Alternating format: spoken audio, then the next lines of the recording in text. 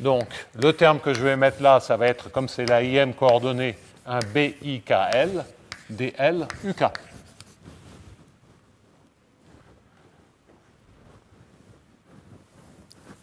Donc, HJB, c'est le cas BIKL égale D sur DXI de AKL. Hein, le système que l'on obtient en dérivant HJB, c'est ce cas particulier. Et le cas de MFG, c'est un sous-cas particulier dans lequel je prends en plus que AKL est égal à AXK, AXL. Donc ça, mais ce sont des cas particuliers. Bien.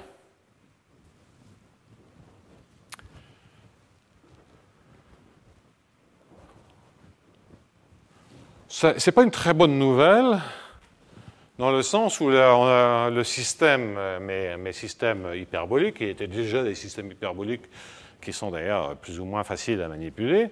Là, j'ai rajouté des termes d'ordre 2. OK, ça, ils sont diagonaux, éventuellement dégénérés. En général, si je veux vraiment des applications sérieuses, ils seront dégénérés. Et en plus, j'ai du couplage entre les composantes. C'est l'horreur, hein? Alors, ce que l'on va voir, c'est qu'effectivement, la structure MFG, on va le voir petit à petit, elle nous sauve. C'est-à-dire que tout se passe bien pour ces systèmes couplés. Mais si en général, vous prenez des systèmes comme ceci, c'est une catastrophe.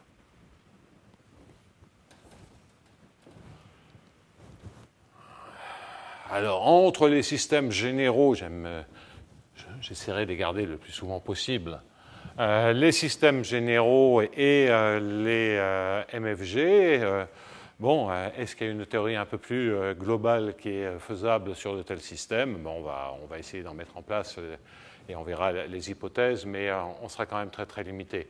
Observez toutefois que si AKL a la structure précédente, je peux prendre B égale à 0. C'est un cadre qui n'a rien à voir.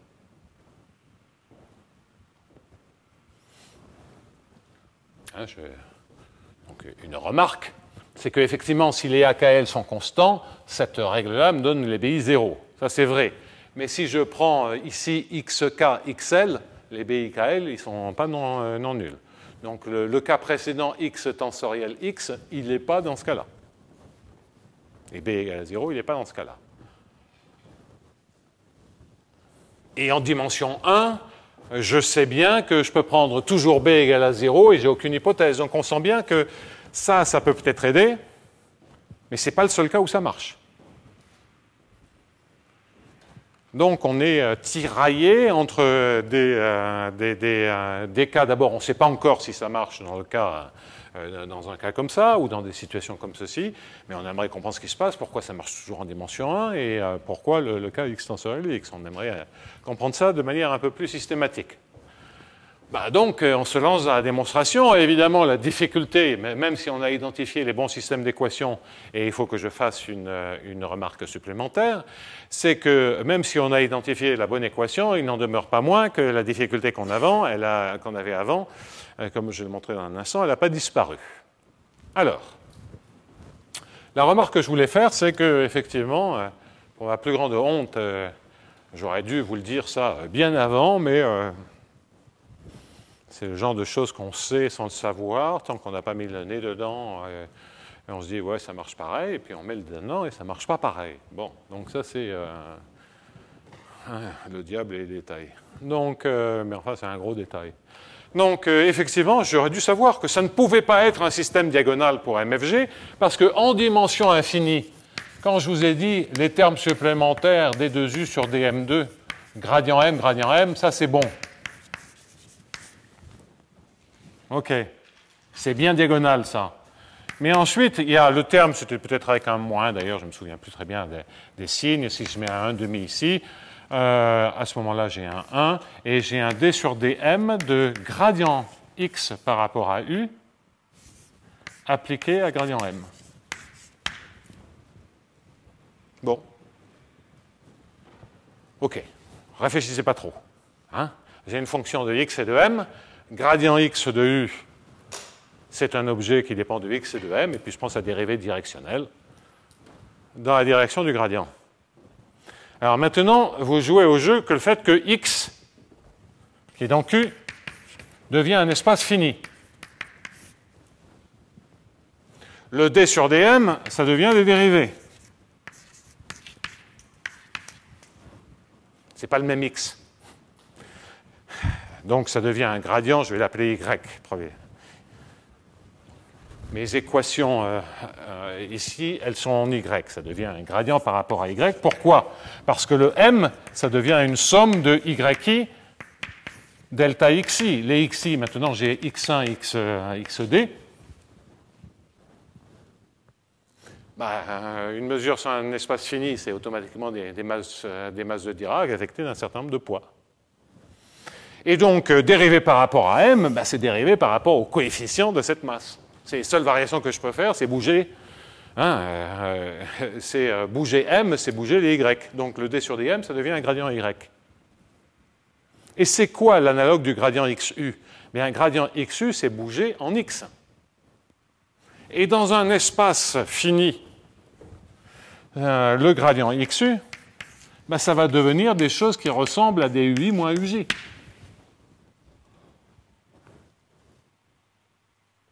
Et donc, ça délocalise. Bouger, ça veut dire que je passe de la IM coordonnée à la KIM coordonnée. Éventuellement, ici, vous pouvez avoir des règles de transport, ça dépend de la matrice A, où vous ne regardez que les voisins, I plus 1, I moins 1. Ça veut dire que c'est dans vos états, s'ils sont alignés comme en dimension 1, vous pouvez sauter à gauche ou à droite. Et ça veut donc dire que la matrice A est juste une matrice de différence finie, de shift. C'est du xi plus 1 moins xi. Donc ça, c'est un cas particulier. Mais vous voyez bien, dès que vous avez ce terme-là, en dimension finie, ça ne peut pas être un terme diagonal. Voilà pourquoi j'aurais dû le savoir. Alors évidemment, quand on est au niveau d'Hamilton, Jacobi, Bellman, au niveau du transport optimal, etc., ça, on ne le voit pas.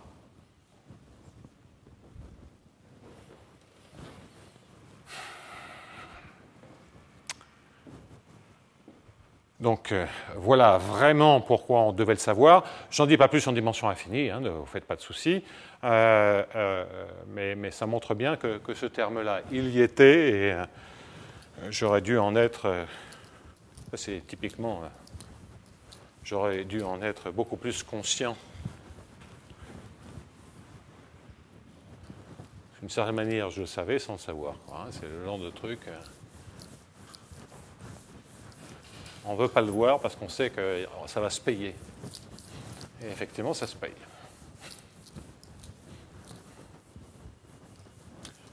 Rassurez-vous, je vais faire on va faire ça tranquillement. De façon à ne pas se perdre dans des détails techniques. Il est facile de se perdre dans les détails techniques là-dedans. Donc maintenant, on connaît. Je vous avais parlé de 3 points.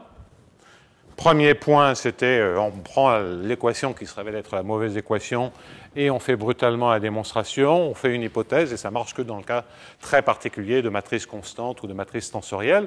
Et c'est vrai que dans un premier temps, je m'étais dit, oui, c'est tensoriel, les MFG, c'est torché, c'est bon, c'est X tensoriel X, mais gradient, c'est pas X tensoriel. Donc j'avais pris un peu mes désirs pour mes réalités, je n'avais pas réfléchi plus que ça, je m'étais dit, c'est bon. Et puis après, je regarde un peu et je me dis non, c'est pas bon du tout. D'abord, il faut une matrice A, et une matrice A, elle ne marche pas.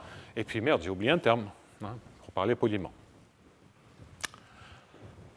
Alors, que faire? Que faire? On reprend la démonstration et on revoit où ça coince et on voit si on a gagné quelque chose ou pas. On a compliqué le problème, on n'est pas forcément optimiste. Donc, troisième temps, la démonstration. Reprise, retour sur la démonstration. Donc vous me permettrez effectivement de me concentrer sur les termes délicats. Les termes délicats qui sont maintenant au nombre de 2. Donc c'est la boîte qui était le terme difficile et remplacée par quoi? Eh bien elle est remplacée par ce que l'on obtient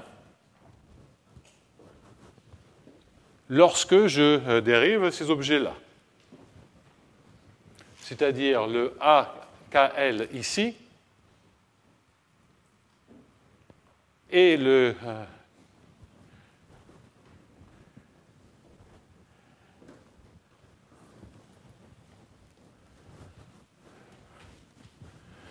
Donc,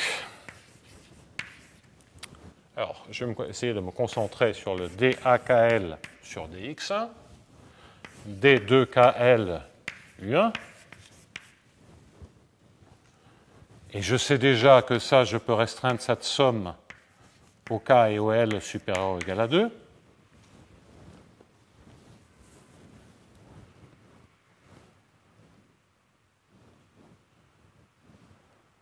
Ouais. Ensuite, je vais avoir un D sur DI. Ouais. Là, on va avoir deux termes. Donc, il y a un premier terme qui va être aussi d'ordre 2 et qui est un BIKL, mais pour l'instant, c'est une somme sur K et L supérieurs généraux. Et là, je vais avoir un D1L UK.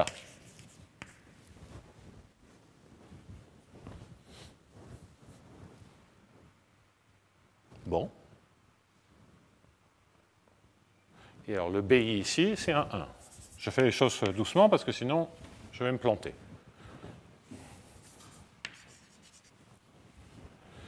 Et je ne dois pas oublier un terme qui est le terme dans lequel je dérive le BI et qu'on va gérer à part, qui est le D de B1 sur de B1KL. Donc, c'est le D1 de B1KL.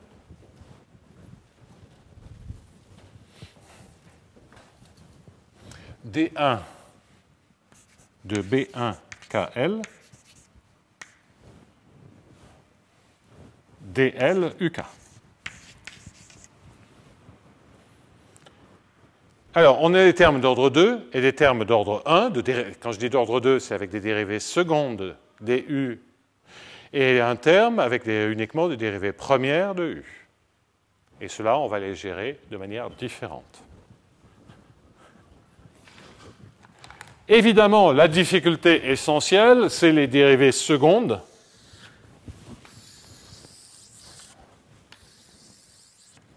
Ce sont les dérivées secondes qui sont là.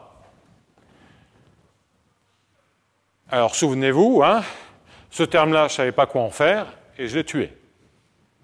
Maintenant, j'ai un autre terme avec des dérivées secondes, mais ce n'est pas les mêmes numéros. Donc, je vois ça, j'ai un 1L, un K, ici j'ai un 1, j'ai échangé. A priori, qu'est-ce qu'on a gagné? Pourtant, si je prends des AX tensoriels X et que je suis au niveau d'Hamilton-Jacobi-Bellman, ça marche. Il y a propagation de la convexité. Donc au moins ce cas-là, on devrait le retrouver. Oui, mais ce cas-là, il est un peu différent parce que justement, on peut échanger les indices parce que c'est un gradient. Donc c'est peut-être, là, il y aurait peut-être un truc qui, lorsqu'on sort des gradients, s'effondre. Ou alors, il y a des informations en plus. Bien. Alors, et puis, il y a une deuxième chose, c'est que l'autre terme, il n'est pas très gentil non plus. Il est d'ordre 1, et a priori, vous savez bien que en un point, entre les dérivées premières et les dérivées secondes, ok, on peut avoir des signes, des annulations par rigidité de la monotonie, mais en tout cas certainement pas de relation de taille. Parce qu'on peut toujours faire un changement d'échelle qui multiplie par 100 000 celui-ci, ou le contraire, ou qui le divise par 100 000. Donc, ces deux termes, ils sont indépendants. Le dernier terme, il ne va pas rattraper l'autre. Il n'y a rien à faire. Si on a des dérivées secondes ici et des dérivées premières, on ne peut pas récupérer l'un par l'autre. Et là, j'ai a priori, vous voyez, si j'ai une matrice pleine qui est ici,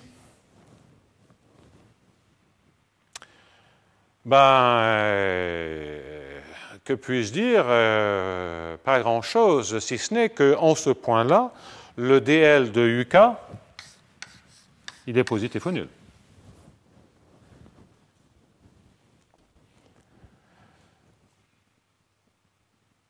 OK?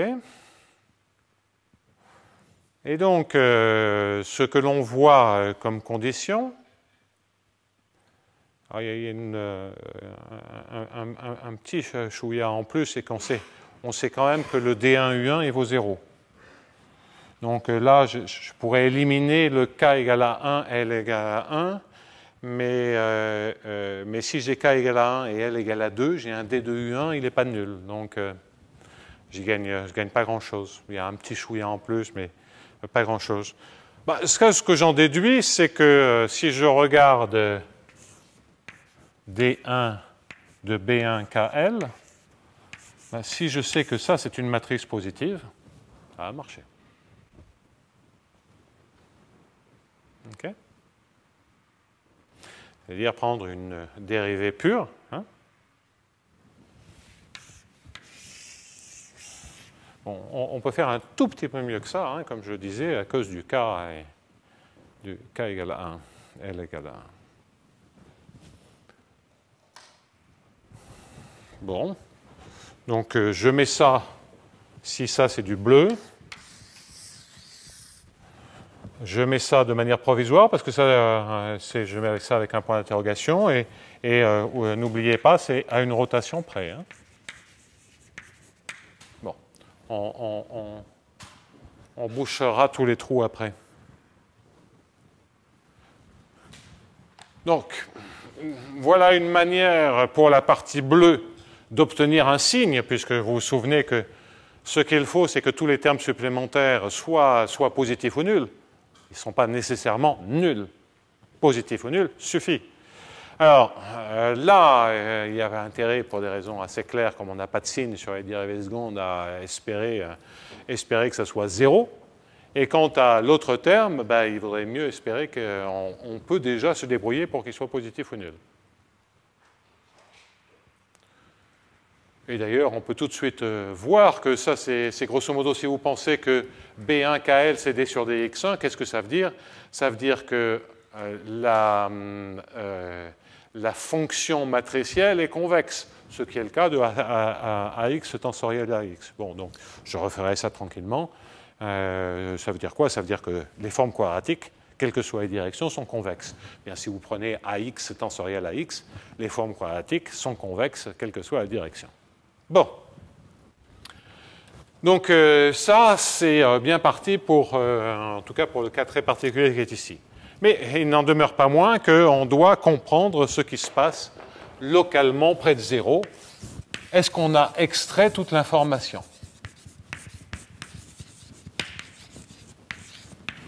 Alors donc, à une constante près, je peux toujours supposer que U de 0 est égal à 0. Et je vais prendre deux directions. J'ai la direction x1 qui joue un rôle particulier, puisque c'est dans cette direction-là qu'éventuellement, en 0, à l'instant t0, la dérivée première par rapport à x1 s'annule. Donc ça, je sais que c'est... Et j'en prends une autre que je baptise 2. C'est en fait n'importe quelle autre direction orthogonale à E1. De façon à faire des développements limités en dimension 2. Mais la deuxième variable, ce n'est pas nécessairement la deuxième variable en des dimensions. C'est n'importe quelle variable dans des directions orthogonales à x2. De sorte que toutes les propriétés de positivité, de monotonie, etc., sont bien entendu vraies lorsque je me restreins à ces deux directions, en mettant à 0, si vous voulez, toutes les coordonnées des autres. Et je vais faire un développement limité. Alors, U1, comment il démarre? Et il faut que je le fasse, comme j'ai des dérivées secondes, il faut que je le fasse à l'ordre 2, avec des restes d'ordre 3. Donc U1 de XY, hein, je baptise avec des notations évidentes X et Y les coordonnées dans ce plan-là. Donc U1 de XY, la valeur constante vaut 0.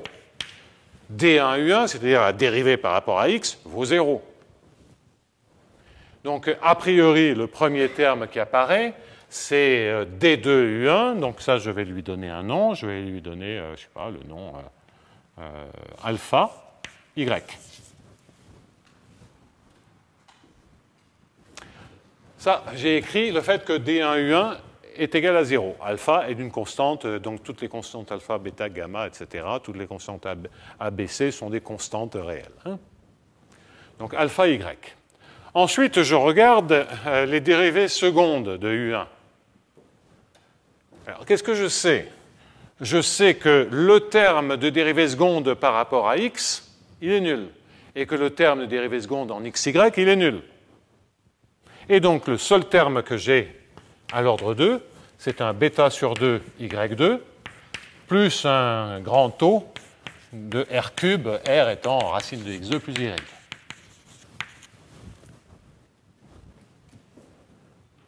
Donc ça, c'est le développement limité à l'ordre 2, mais sur U1, je sais plein de choses. Hein, par rapport à x, il ne reste rien. Maintenant, regardons U2 de xy. Alors, le terme en x, je sais quelque chose, parce que je sais que D1 U2 plus D2 U1 vaut 0. Ça, c'est cette information-là. Et j'aurais traduit à l'ordre 1 toutes les informations. Ça me dit quoi? D2 U1, c'est alpha, plus D1 U2 égale à 0. Donc ça veut dire que par rapport à x, ça commence par moins alpha x. Je ne sais rien sur D2 U2, a priori, si ce n'est que D2 U2, sinon c'est vraiment trop simple. Je peux toujours le supposer strictement positif, il est positif ou nul. Donc le C, il est positif ou nul. Bon, je vais simplifier, je vais supposer que C est strictement positif. S'il est nul, c'est encore plus simple. Plus CY. Donc dans un premier temps, je suppose qu'il est strictement positif, sinon, rassurez-vous, c'est encore plus simple. Et maintenant, j'ai tous les termes d'ordre 2. Oui, alors celui-là, je vais l'appeler gamma, pardonnez-moi.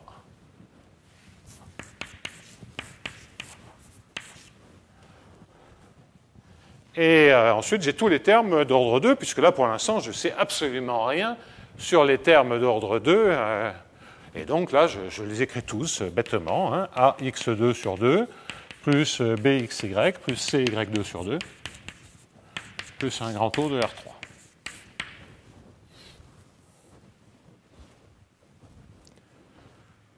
Alors ça, cette technique de démonstration, hein, pour essayer de bien extraire toutes les informations lorsqu'on perd la monotonie, c'est la copie conforme de l'argument que j'avais introduit avec Marek Musiela pour la propagation de la convexité.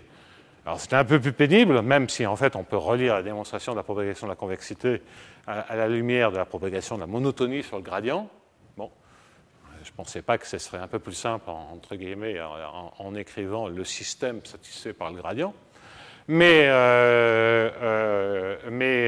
c'était exactement ce jeu-là. On disait une fonction convexe. Si dans une certaine direction, on risque de perdre la positivité de la dérivée seconde dans une certaine direction, donc là, développement limité à l'ordre 3, on écrit ce que ça veut dire sur les matrices et on fait tourner la machine. Bon, ça, il y avait une démonstration. Ensuite, il y avait une autre démonstration beaucoup plus élégante qui consistait à travailler sur l'enveloppe convexe de la fonction et faire très attention. Bon. Mais ça, comme je ne sais pas l'analogue de l'enveloppe convexe d'une fonction pour des opérateurs, et ce n'est pas faute d'y réfléchir et d'être sûr qu'il y en a une, mais je ne sais pas laquelle c'est pour l'instant. Alors, donc là, pour l'instant, j'ai uniquement traduit, et on l'a vu là dans l'élimination de plein de termes, et on l'a vu simplement avec le alpha et moins alpha, les conditions à l'ordre 1. S'il y a des conditions à l'ordre 2, je vais maintenant écrire la matrice jacobienne DU, négliger les termes d'ordre 3 et demander à ce que la matrice ainsi obtenue soit positive ou nulle. Donc, nécessairement près de 0, à l'ordre, entre guillemets, 3 près, je dois avoir que 0 est inférieur ou égal, et j'écris maintenant la matrice des dérivées. Alors, D1U1, eh bien, je remplace donc U1 et U2 par les polynômes qui ont été ainsi inscrits. Ben, ça fait 0 ici. Je récupère alpha plus bêta y, ça c'est la dérivée en y de U1. Ensuite, là, je dois écrire la dérivée en x de U2, c'est-à-dire moins alpha plus bx. C'est ça? Non, il y a un ax d'abord. Je dérive par rapport à x, là. Donc, il faut que j'écrive ça avec un peu plus de place. Donc, je mets un 0 ici. Moins alpha. Alors là, je dérive par rapport à x u2. Ça fait donc moins alpha, plus ax, plus by. Et là, il n'y en a pas d'autre. Et en haut, ici, j'avais alpha plus bêta y. OK?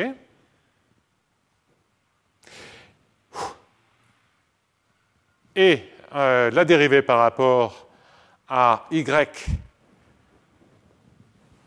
de U2, c'est-à-dire, bien, il y a le gamma, qui est positif, plus un bx, gamma plus bx, plus cy. Ouais. Enfin, ici, le bx plus cy, on s'en moque complètement, ça ne jouera absolument aucun rôle.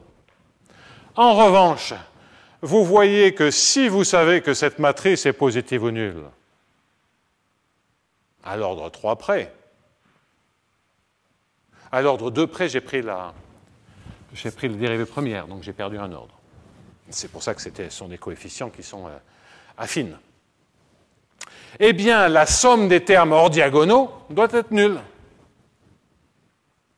Donc, près de 0, vous devez avoir, le moins alpha plus alpha, c'est la condition d'ordre 1, mais vous devez avoir que ax plus by plus bêta y vaut 0.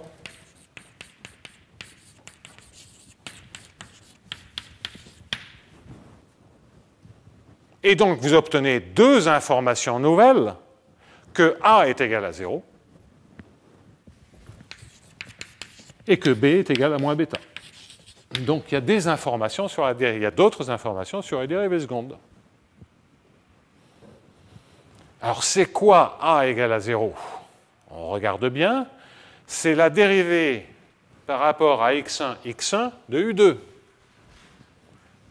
Donc, je récupère que D11 et 2 ne jouent aucun rôle. C'est UK est égal à 0, quel que soit K, supérieur ou égal à 2. Donc ça, c'est A égale à 0. Hein, A, regardez bien, c'est le terme en x2, ça correspond à la dérivée seconde par rapport à x1 de la deuxième composante. La deuxième, c'est n'importe quelle composante supérieure ou égale à 2, et c'est la dérivée seconde par rapport à x1. Ah, ça change pas mal de choses. Hein?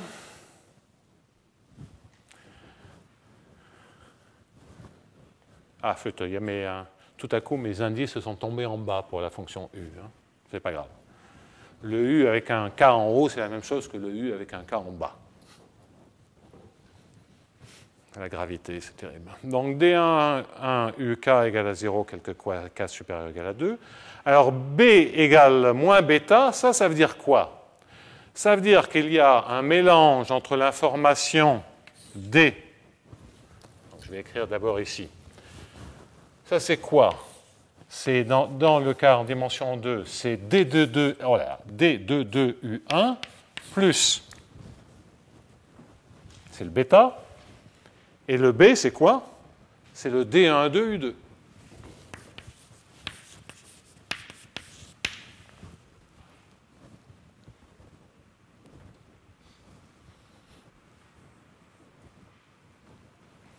Et donc, ça, maintenant, si je dis que 2, c'est une direction quelconque, et si je joue le jeu de toutes les directions intermédiaires, et pas simplement les directions de la base canonique, j'en déduis donc que dkl de U1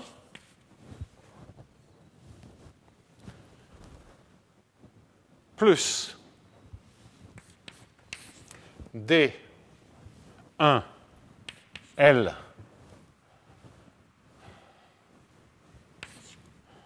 Oui, malheureusement, si je symétrise, il faut que je... c'est un DKL de U1 plus un D1L de UK, mais c'est plus un D1K UL sur 2. Mais comme je vais multiplier par des matrices essentiellement symétriques, je n'ai pas à me faire de soucis sur ce truc-là.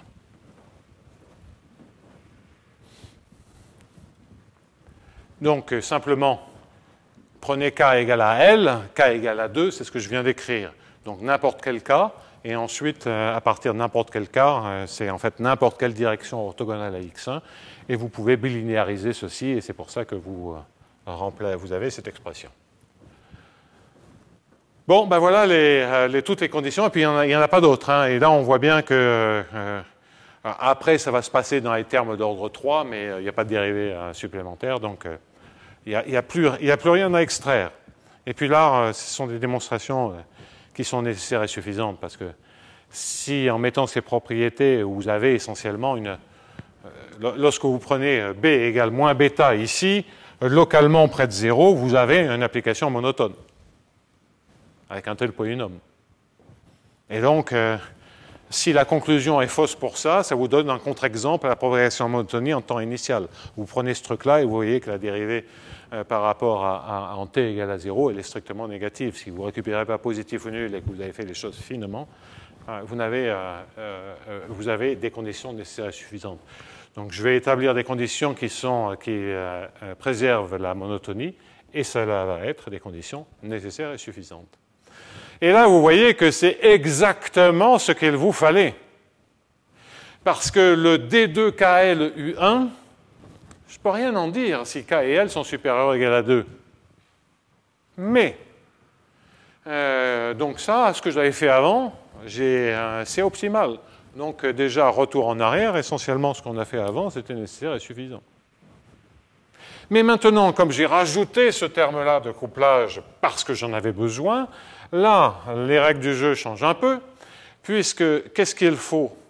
Bien, D2KL U1 plus D1L UK. D1L UK, mais regardez, ça vaut 0. Ça vaut 0, oui, ça vaut 0 si les BIKL sont symétriques. Hein. Donc, je vais mettre une hypothèse.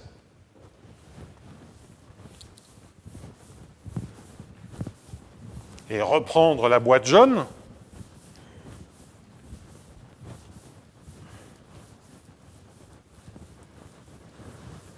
Et si on veut que ça se somme bien, vous voyez que ce qu'il faut, c'est prendre B1KL égale D sur DX1 de AKL.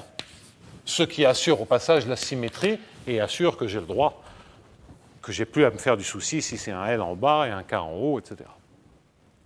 Donc si je prends cette hypothèse, le carré jaune dans lequel je prends les sommes sur K et L supérieures ou égales à 2 de D sur DX1 de AKL, D2KLU1, plus, et là je garde que la somme sur K et L supérieure ou égale à 2, après il va falloir que j'en fasse quelque chose, B1KL, D1L, UK, eh bien, grâce à la propriété qui est là, maintenant c'est des K et des L qui sont supérieurs ou égales à 2, grâce à la propriété qui est là, toute cette somme, elle vaut 0.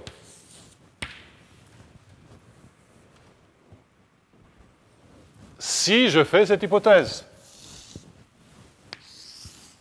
pour K et L supérieurs ou égales à 2.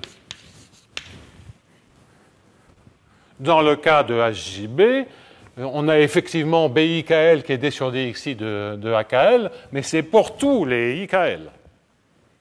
Là, c'est pour toutes les directions, pour tous les K et L supérieurs ou égaux à 2. Donc j'ai un tout petit peu de marge. Et c'est d'ailleurs la petite marge qui va faire qu'on va pouvoir contenir tous les cas particuliers dans ce cas-là. Et je me suis débarrassé de presque tous les termes. Attention, il en reste un. Il en reste deux. Il reste K égale à 1 ou L égale à 1. Alors, si K est égal à 1, pour ce terme-là, le terme qui est ici il vaut 0 parce que je suis en train de parler de D1 de U1 dérivé par rapport à quelque chose. En revanche, j'ai un terme qui est un peu plus compliqué, qui est le cas L égale à 1, K supérieur ou égal à 2, et dans lequel je suis en train de manipuler la somme sur K supérieur ou égal à 2 de, bon alors c'est B1, K1, peu importe, et c'est D11, UK. Et ouf, l'autre information dont j'avais besoin, que j'ai récupérée, D11UK, me dit précisément que ça vaut 0. Donc vous voyez que dans le truc jaune, tout s'annule, et tout s'annule en raison de toutes les informations que l'on a ici. La somme sur K et L supérieure ou égale à 2, ça s'annule, en tout cas si je mets cette hypothèse de structure. La somme, le cas K, petit k égale à 1, ça s'annule, ça c'est le cas facile, c'est ça.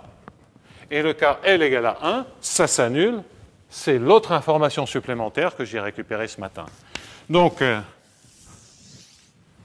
pour la propagation de la monotonie, vous voyez que le raisonnement avec le développement limité en faisant cette démonstration vous donne tous ces termes-là, et comme par miracle, tout s'arrange. Tout s'arrange, c'est-à-dire qu'on a traité le terme le plus difficile. Il y a quand même un petit chouillage de choses à dire ici, là. C'est qu'il faut quand même aussi préserver le fait que D1, B1, KL fois DL, UK soit nul.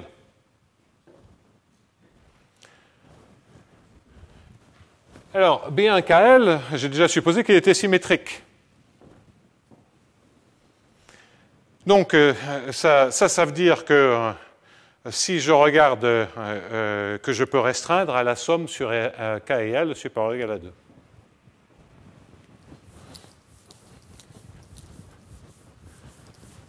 Parce que le terme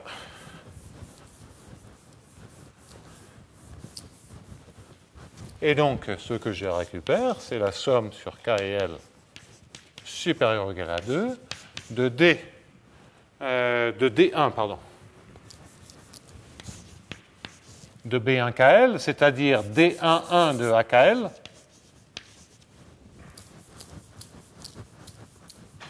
qui doit être positif ou nul, hein, c'est voilà une manière plus concise de dire les choses, pour tuer le terme bleu. Puisque B1KL, c'est D1 de AKL, ça fait donc D11 de KL, et je le répète, c'est pour les K et L. C'est en tant que matrice. Donc, je dis mal les choses, pardonnez-moi. C'est que, donc, somme sur K et L supérieure ou égale à 2 de D11 de AKL est à K est à L est positif ou nul. Et à ce moment-là, le terme bleu est positif ou nul, et le terme jaune, je vous ai montré qu'il était nul. Et donc, on a vérifié la propagation de la monotonie. Donc, le théorème, c'est que si ces conditions sont vérifiées sous ces conditions, alors, je vais simplement maintenant les travailler. Je donne la conclusion avant de préciser les conditions, parce que ça, c'est à une rotation près. Hein.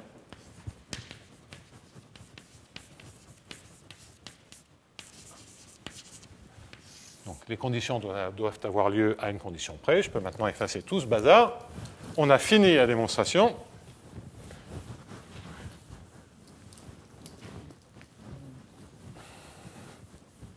Et vous voyez, hein, l'information absolument cruciale qui a permis de faire cette démonstration, c'est ces informations-là qui nous donnent beaucoup d'autres informations.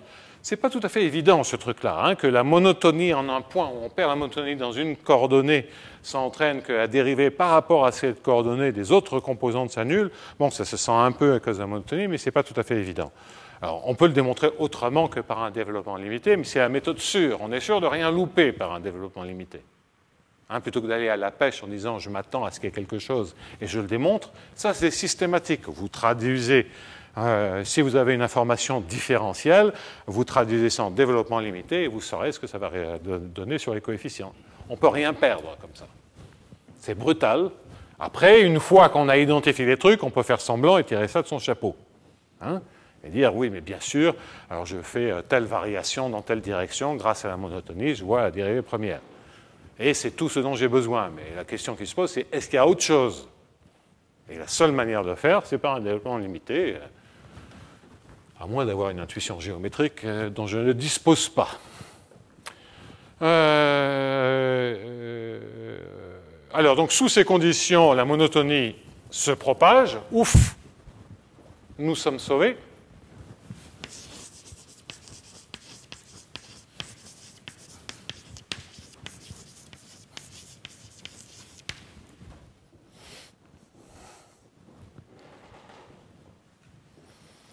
On n'a rien à vous cacher. C'est mardi, je travaillais tout l'après-midi et discutais sur plein de points avec mon complice Jean-Michel Lasserie. Tout à coup, on réalise qu'il était déjà tard. Je rentre chez moi et puis je lui avais commencé à lui raconter des trucs et je me dis, flûte, c'est pas ça les MFG. Je réalise le coût du AX tensorial X. Et donc, ça, c'était dans la nuit de mardi à mercredi, les choses petit à petit. Je commençais à avoir des sueurs froides. Je me dis, mais c'est pas possible, ça, on ne sait pas faire pour les MFG. Je commençais à être mal. Donc, et effectivement, vers minuit, j'ai réalisé, je me suis résigné à faire le développement limité. Et là, d'un coup, tout s'est éclairci. Bien. Donc, c'est effectivement, je n'ai pas beaucoup de recul sur cette démonstration. Mais ça marche bien, mais c'est le fait aussi de vous expliquer des choses, de les expliquer à d'autres. Du coup, ça me pose tout un tas de questions et ça me remet en question tout un tas de choses que je croyais vraies, prouvant une fois de plus l'âge que je vous ai déjà cité, c'est qu'on n'a jamais compris quelque chose tant qu'on n'a pas essayé de l'expliquer. Donc je ne cesse de répéter ceci parce que j'y crois très fort, d'où la nécessité d'effectivement enseigner ou de tenter d'enseigner, soyons modestes. Et de ce point de vue-là, effectivement, de vous raconter des choses, ce qui fait qu'effectivement, chaque année, je prends toujours énormément de retard par rapport à tout ce que je vais faire, parce que du coup, il y a plein de questions qui se posent en cours de route et qui m'arrêtent. Donc ça rend les choses un peu plus imprévisibles. La monotonie se propage. Alors, quelles sont ces conditions ? Trêve de bavardage, il reste néanmoins à traduire ceci de manière un peu plus précise. Alors, et surtout, gommer à une rotation près, parce que c'est quand même pas évident. Alors, ça, c'est la première condition est relativement simple. C'est de dire que si vous prenez xi orthogonal à état, deux directions, et que vous prenez AKL de x, état K, état L, la dérivée seconde par rapport à xi est positive ou nulle. Cela veut donc dire que lorsque vous fixez une direction état, la forme quadratique est convexe sur tous les hyperplans orthogonaux à état. Alors en dimension 1, il n'y a rien, parce qu'il n'y a pas d'hyperplan orthogonal. C'est pour ça qu'en finance, tous les trucs sont convexes.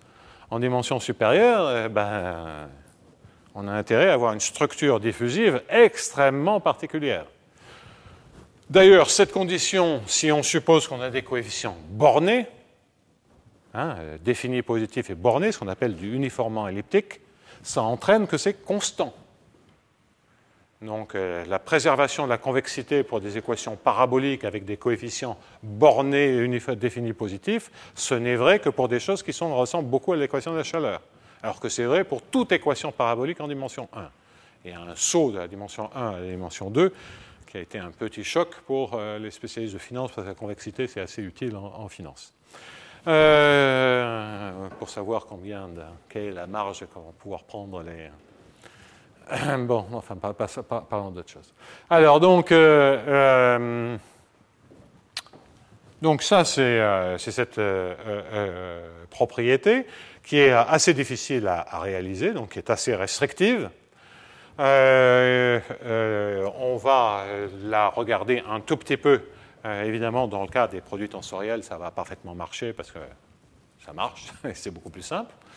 Et c'est aussi une manière d'écrire les choses, puisque cette information, on a toujours besoin. J'ai effacé le K et L supérieur ou égal à 2, c'était uniquement ceci. Et donc, l'information que l'on veut, c'est de dire que si je prends B et que je lui regarde B état, état, je mets ensuite ici un I et je multiplie par xi, et je fais une somme. Donc c'est toujours pour xi perpendiculaire à état. eh bien ça, je veux que ça soit d sur dxi de AKL de x est AK est AL. Je traduis toutes les informations matricielles en informations sur les formes quadratiques. J'ai que tous des objets. Et simplement, là, si je dis ça, il faut que je dise aussi que somme d'xi, bi, quand je dis ça, est symétrique. Ouais, mais c'est idiot. Pourquoi je mets la forme quadratique? Je n'ai pas assez travaillé ça. Alors, excusez-moi, j'efface tout. On va faire beaucoup plus simple. Et donc, somme sur i de xi i bi appliqué à état. Bi est une matrice. Je l'applique sur le vecteur état et je veux que ça soit d sur dxi de la matrice A de x appliquée à état. Voilà, c'est plus simple. Et là, maintenant, j'ai effectivement le fait que si xi c'est E1 à une rotation près, eh bien, je travaille sur tout l'hyperplan qui est orthogonal à xi.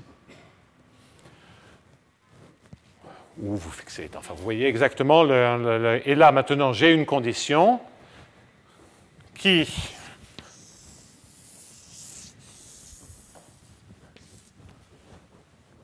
est en fait non seulement une condition suffisante pour la propagation de la monotonie, mais c'est en fait une condition nécessaire et suffisante, comme on peut le vérifier, parce que essentiellement la démonstration que je vous ai donnée, si ceci n'est pas vrai, c'est que vous allez pouvoir gérer un signe comme vous voulez, et vous prenez le truc polynomial que j'ai construit, vous jouez avec ça et vous avez des contre-exemples. Donc, hors de ceci, point de salut. Ça contient le cas de la dimension 1 parce qu'il n'y a jamais deux directions différentes. Ça, c'est d égale à 1. Ça contient le cas constant parce que on peut prendre b égale à 0 et a égale constante. Et en fait,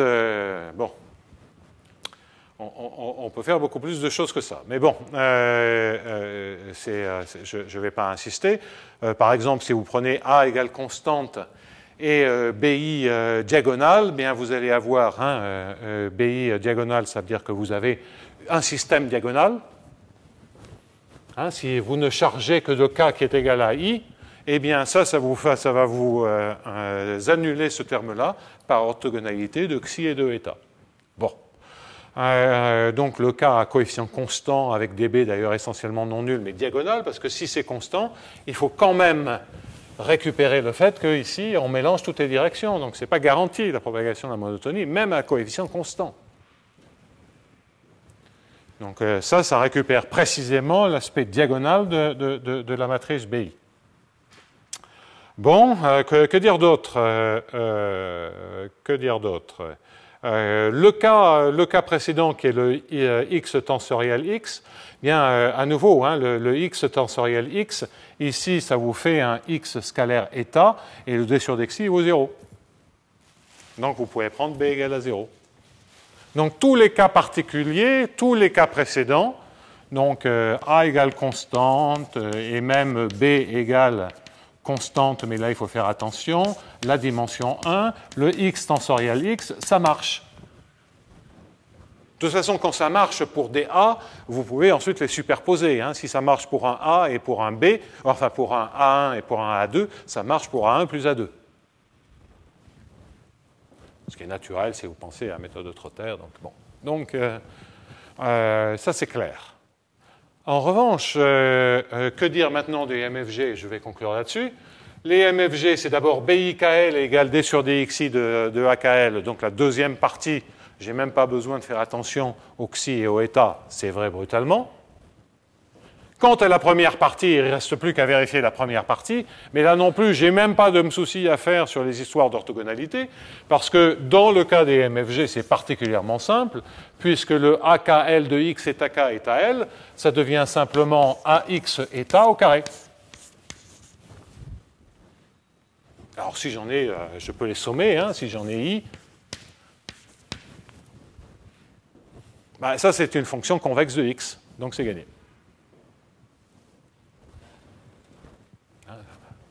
Fonction quadratique positive convexe. Et donc là, c'est brutalement vrai, on n'a même pas à séparer ces histoires de couples de direction orthogonale. Donc la moralité, c'est que effectivement, ça marche dans le cas des MFG, et ça marche dans les cas particuliers que j'ai regardés la semaine dernière avec un AKL constant, ce matin en rajoutant AX tenseur à X, et ça marche en dimension 1, parce qu'il y a une condition générale qui englobe tous ces cas-là, qui est cette condition-ci. Bon, qu'est-ce qu'elle est? Ne vous bloquez pas sur cette condition qui est un peu compliquée. En tout cas, ce que l'on sait, c'est déjà que pour les MFG, on a appris une chose, c'est que les systèmes, lorsque je rajoute du bruit, les bons systèmes, ils sont de cette nature-là. Donc attention, c'est des systèmes couplés, donc là, les techniques mathématiques classiques explosent complètement en vol. Hein, il va falloir vraiment travailler totalement autrement. En tout cas, donc, on a déjà appris quelque chose d'absolument non négligeable, c'est la propagation de la monotonie, c'est la moitié des estimations a priori. Hein, c'est déjà une minoration essentiellement de DU. Et si on a une majoration de DU, on a la régularité. Donc on a déjà fait la moitié de la régularité grâce à la propagation de la monotonie. Et en plus, on sait, dans le cas hyperbolique, que la monotonie, modulo des changements de variables, que la monotonie, c'est une bonne condition de régularité.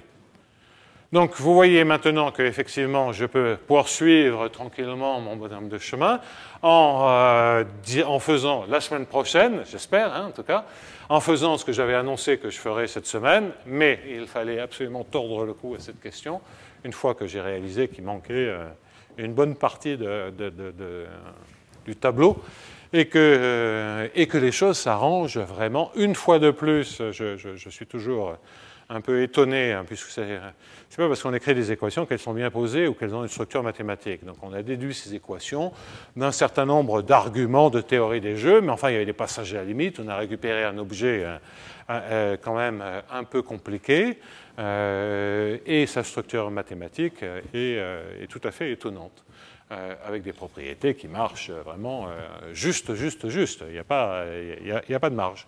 Donc ça c'est bon signe. Nous sommes fondamentaux. Alors, vous savez bien qu'on dit que les mathématiciens, majoritairement, sont platoniciens et pensent que le monde des mathématiques existe en lui-même et qu'ils le découvrent. D'autres, comme moi, sont pas absolument persuadés que tout ça, toute cette esthétique et cette élégance et cette construction parfaitement qui s'emboîte parfaitement, c'est en fait juste la réflexion du fait que notre cerveau est très bien organisé. Donc je fais partie de la petite minorité qui n'est absolument pas platonicienne, mais ça c'est parce que peut-être je suis un peu plus proche de la réalité qu'un certain nombre de mathématiciens. Mais il n'en demeure pas moins que c'est pas pour ça qu'on n'apprécie pas les choses qui se marchent bien. On dit que c'est beau, je ne saurais pas dire ça. Nos cerveaux, c'est apprécier ce qui est beau.